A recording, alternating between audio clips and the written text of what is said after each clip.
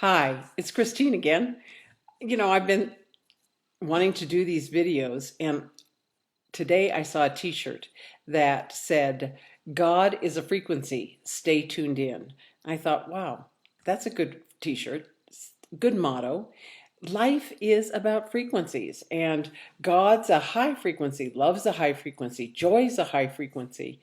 Aren't you happier when you're around somebody who has those kinds of feelings than someone who has a sad story going on?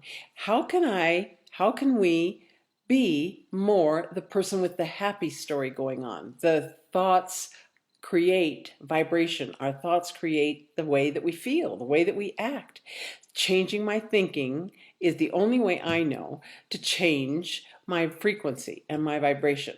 I did something today that I felt a little low. And so to change it, I went out with a friend and we had a great conversation at lunch in the beautiful outdoors and happy and joyful and enthusiastic again. So we are capable of changing the energy we feel by changing our thinking. I think that's a wonderful thing. So I wish you today a chance to do something different, listening to a higher frequency music. Go to some place that makes you feel enthused and inspired, whether it's outside, inside, talking to someone who's really special to you. Have a good weekend.